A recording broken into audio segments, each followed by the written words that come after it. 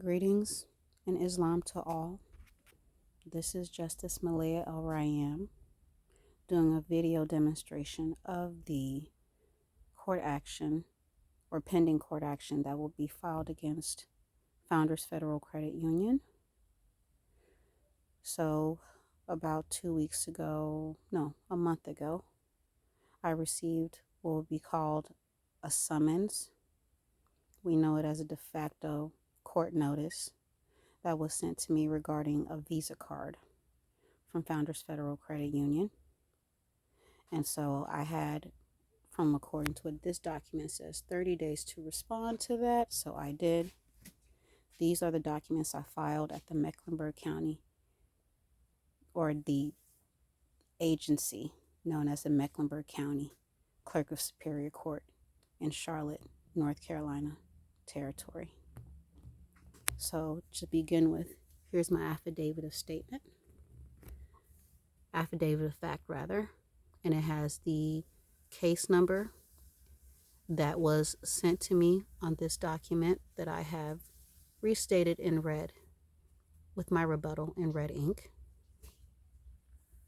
I have the account number for which I'm tied to Founders, which is my intellectual property. And it has all the notices that it was sent to all the people that it was directed to, beginning with the agent acting as attorney from Maynard NEXSEN PC, based in Greensboro, North Carolina, by the name of Brian T. Pearce. Next, as I referred to earlier or referenced earlier, this is the first or front page of the de facto summons that I was sent. And as you can see, I have all the rebuttals on there stating that a corporation cannot sue a live being. They're out of their jurisdiction, as it is a civil summons, and live beings cannot be summoned anywhere. Also, I crossed out defendant because I'm not a defendant. If I were going after them, I'd be a petitioner. Or if I originated this, I'd be a petitioner. If I were countersuing, I'd be a petitioner. And also, they put me in proper person, but are coming after me as a corporation. You see, Founders Federal Credit Union is in all caps. It's a corporation. There's no human being or proper person name listed there. Again, a corporation cannot sue a live being. And I have other notes on here that the attorney did get, or de facto attorney, rather, since they're not lawful. Here's the first page, which would be this is the second page, but this is the first page after the front summons. And it is somewhat of the same, but this is where the explanations start to come in. They also call me a citizen on here. And those of you who know me prior to my status change know me as Millie Mapay Bynum. And those who know me really well from that nom de guerre know that even from a corporate sense, I am not a U.S. citizen. So, and on here it says alleges.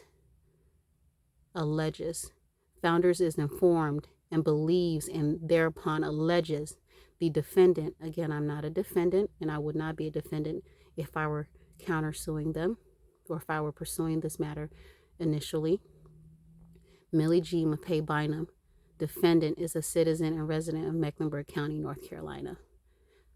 That, as well as anything else on this document, is a false statement, as I am not a defendant. I'm not pro se. I'm in proper person, and I am in Propria Persona Sui Juris. Also, I'm not a citizen, even from a corporate standpoint. Then we start here. And excuse the shadow, y'all. I'm using the space that I have, and it's very limited. But here is the document that I started off with. And it is the notice, it's an affidavit for notice of removal and a permanent restraining order. On here it has the Mecklenburg County Clerk of Superior Court, has her listed in proper person and in her corporate capacity. Also has Bradley R. Allen, who is the administrative clerk, and Elisa Shingari would be the Mecklenburg County Clerk of Superior Court, especially for those of you who reside in North Carolina, in Mecklenburg County. You might know that. If you didn't, now you know. Bradley R. Allen is the administrative clerk, chief judge of district court for the same Mecklenburg District Court, state of North Carolina. Has also Gary L. McFadden,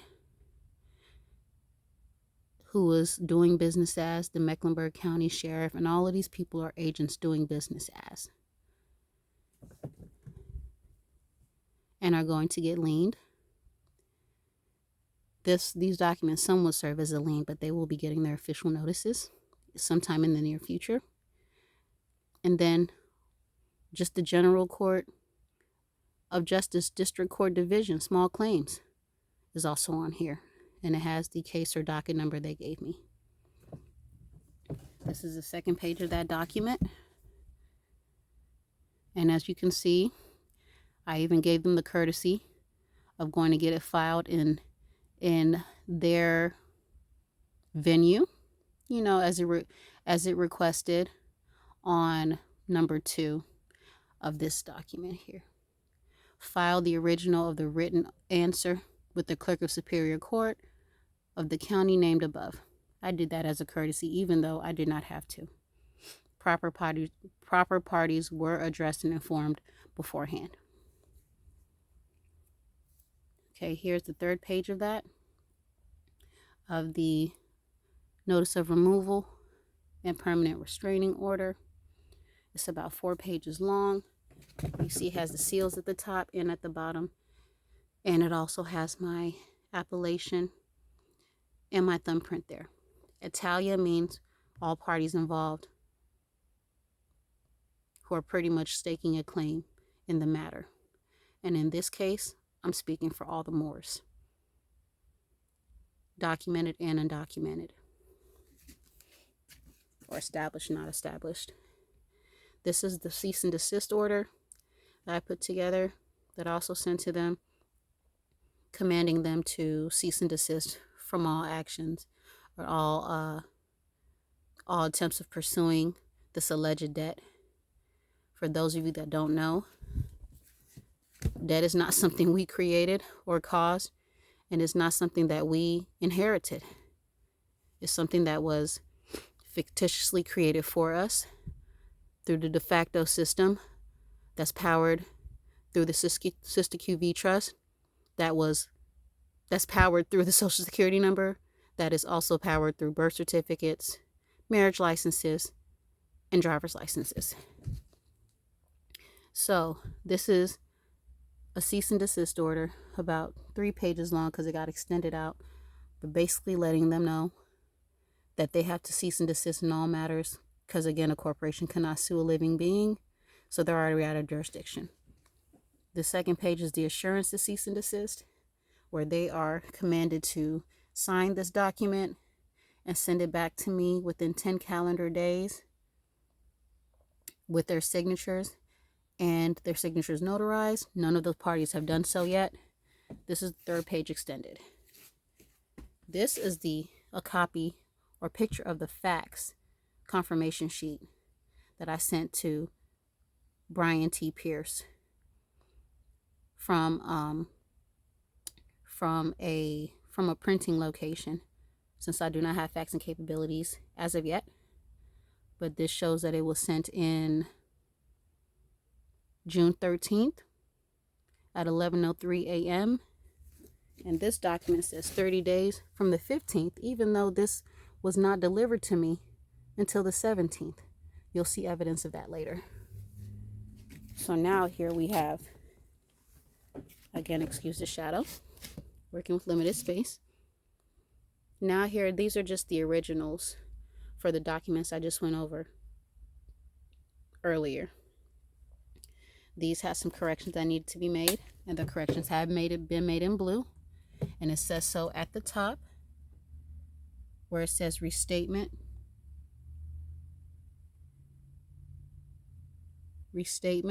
with corrections made in blue.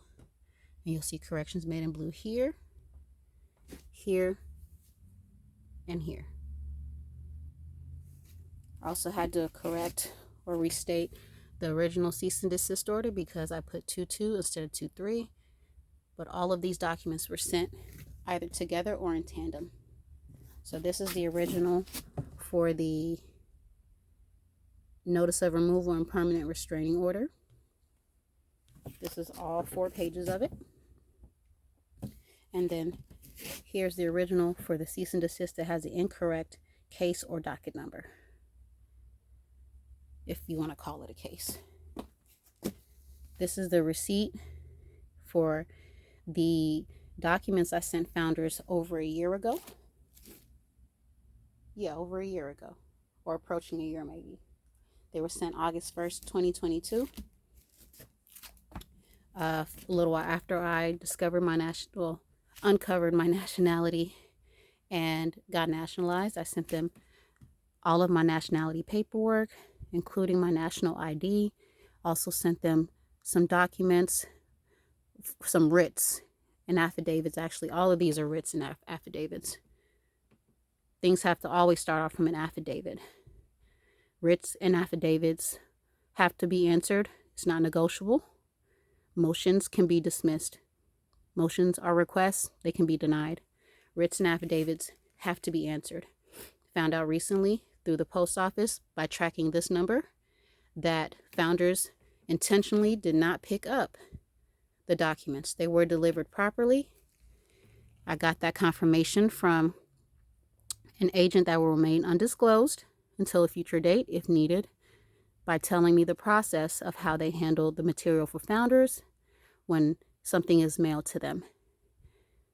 From her testimony, she stated that they literally collect all the documents for Founders once they get them, once someone brings them in or they are received from the post office. The one in the same city as Founders headquarters, which is Lancaster, South Carolina. They put them in a bin for Founders, and Founders has to come pick them up. If you track this tracking number, you will see they were never picked up. And I was supposed to be notified to reschedule the delivery.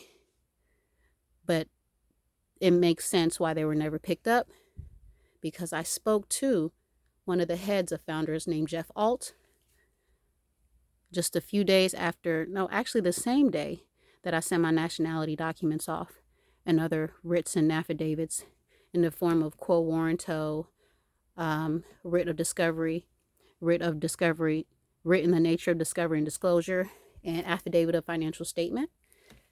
And I told him that day I'm a Moore and that I sent some documents their way. And so it makes sense they never got picked up. It was Founders' responsibility to pick them up. They literally eluded my documents. Here is the picture evidence I referenced earlier with the de facto sheriff's deputy, Deputy Taylor, who would not identify himself until I asked him to. This is the video camera picking up him coming twice. The first time he came to my home at 6:54 a.m., guys, 6:54, 6:55. I could not answer because I was asleep. And then he came knocking louder and would not go away, starting from 10:14, all the way to, I believe, 10:16 is when I finally opened the door. I was on a phone call at work, actually assisting another colleague of mine with a company representative. And I was forced to actually put that call on hold to go answer the door because he would not stop banging. Makes sense because he was 2 days late. He delivered this. If you can see very closely, this says 5:17, 10:14. If you see on here, some of these timestamps are covered up, but that's 10:14. It was delivered at 10:16, where I opened the door at 10:16. Asked him who he was, state his name, his purpose. Told me he's Deputy Taylor coming to drop this off. I took the document, but you see on here it says that it was delivered. It was issued May 15, 2023 at 12:30 p.m. and it was not. So this is my demonstration of all the documents I've sent so far to founders just regarding this one. Well, it started off regarding just this one account, or one transaction being a Visa card, but the account number I stated is to all my accounts with founders that will be reinstated and allocated and appropriated properly. So if you have any questions, feel free to reach out to me, leave a comment where I post this on the public record, and I will happily respond to you with a way for us to communicate, and I can let you know how to do this for yourself. But this is how it starts. Always have a rebuttal, always have a response, and do it lawfully. Thank you so much for your time, and thank you for your patience in going through this with me. But this is Malaya El Rhyam, Justice in Vizier for the Moorish Divine and National Movement of the World, and also the Moorish National Republic Federal Government. It is so ordered. Islam.